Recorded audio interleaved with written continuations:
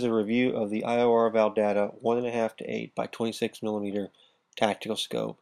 I think this is one of the finest tactical scopes on the market today. It definitely was ahead of its time when it first came out a few years ago. I don't think there were any other scope manufacturers who were making this type of a scope with this magnification range from 1.5 to 8 power in this compact of a package. This scope has a 35 mm main tube and it has a 26 mm objective, and with that combination, it does have very good low light performance.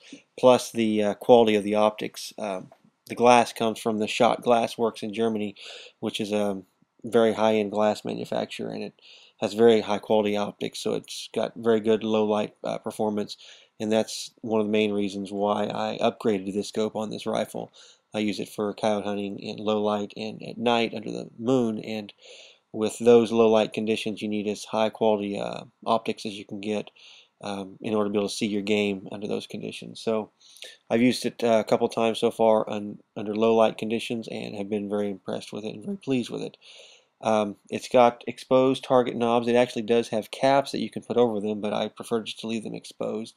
The target knobs have a very solid click to them, which I like very much. And it has a illuminated reticle, and it's a CQB reticle, which CQB stands for close quarter battle. It's actually designed as a combat scope, but I use it for hunting. The reticle is designed for fast target acquisition under moving targets, and for coyote hunting that works just as well as if it was being put to use in battle conditions.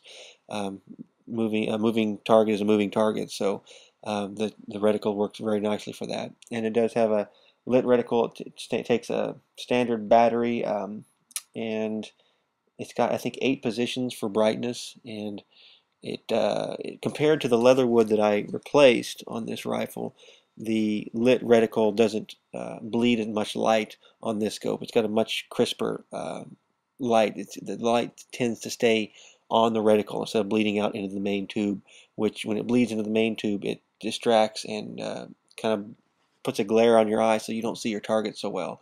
That was a little bit of a problem I had with the leatherwood, which is a little bit less expensive scope.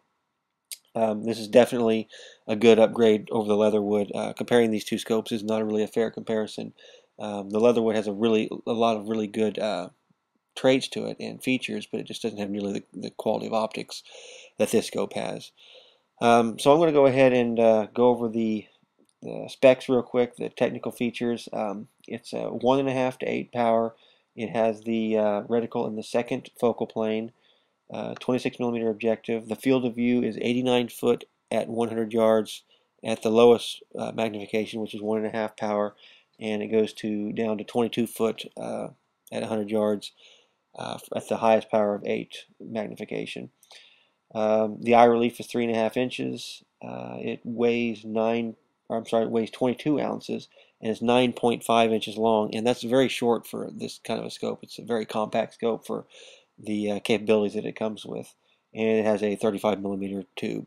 The rings that I got for it are also Valdada rings, and they're the tall rings, and they have the quick detach levers on them, so you can throw those levers down and then pull the scope off the mount real easy. And those are really, I'm impressed with the quality of those rings. They're very good quality rings. So now I'm going to go ahead and show some videos of the scope and some of the features, and then show some videos of me while I was sighting the scope in. So this is the scope mounted to the rifle. As you can see, it's pretty compact, pretty short for all the functionality you get with it. The camera didn't do a very good job of zooming here. I'm not sure if you can hear the clicks, but it's got very solid clicks for the windage and elevation. It's very easy to sight in and very easy to adjust.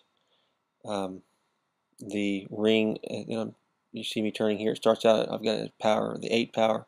It's marked for 6, 4, 2.5, and it goes down to 1.5, and it works pretty smoothly, but it doesn't turn terribly easy, which I like. I think it keeps it from accidentally changing the power position when you don't want to, the magnification.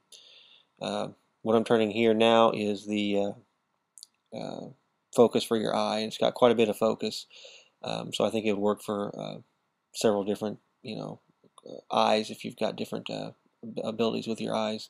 This is the adjustment knob for the illuminated reticle. It's got 8 positions. It also has very solid clicks, which again I like very well. It's kind of a standard position for the illuminated reticle adjustment. This is the lens cap cover. It's probably the least quality of the whole thing.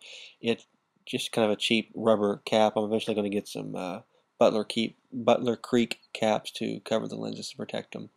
This is the reticle itself. As you can see, it's got the kind of the upside down horseshoe with the dot in the middle, and this is it when it's lit up, and you can see it shows all of the hash marks from 300 out to 800 yards. And then this is a video of me sighting it in, and I'll just let you watch the video. And I shot several rounds. I don't have any pictures of the targets, but it did a very good job of holding nice tight groups. And what I liked about the magnification, the previous scope that I had, the Leatherwood little CMR, was a 1:4 power.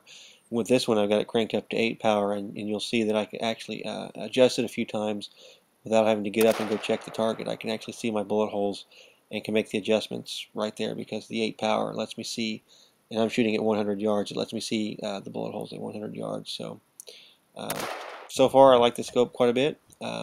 Used it a couple times hunting, been extremely impressed with it. And like I said earlier, comparing it to the Leatherwood is not a fair comparison at all. The Leatherwood is just a different class of scope. It was a much less expensive scope. This one's got the high quality optics that I was wanting to eventually move up to, and I have seen already in low light conditions that it definitely makes a difference. So whenever I'm out hunting under the moonlight or in very low light conditions, I'll be able to see my targets much better. And eventually I'm going to take this and compare it with some of the other scopes that I have done some night shooting with, and I'll target shoot with it and see how it compares, and maybe do another review of that later on. But for now, I really can't say enough how pleased I am with this scope. I've got a really nice Schmidt & Bender Police Marksman 2, which cost me more than this scope did, but I really like this scope a lot, and I think for what I do, I'm going to use this scope a lot more, and probably going to have a lot more functionality with this one, and I'm looking forward to using it for many years to come. So if you're looking for this kind of a scope, I don't think you're going to find a better one than this IOR Valdada. Other brands that I looked at were the Vortex HDs. I looked at some Night Forces. I looked at Schmidt & Bender and Zeiss. But for the Schmidt & Bender and Zeiss, for this type of a scope, I really just didn't think that they were any better scope, and you're paying quite a bit more money for them. But I do think this was a better scope than the Vortex or the Night Force. I just like the quality of the glass coming out of Germany, and the overall quality of this product. So hope this has been a useful review for you. If you're looking to buy a scope and you can swing it, I would definitely recommend this one. Until next time, thanks for watching, be safe, and you can just now enjoy the rest of the video.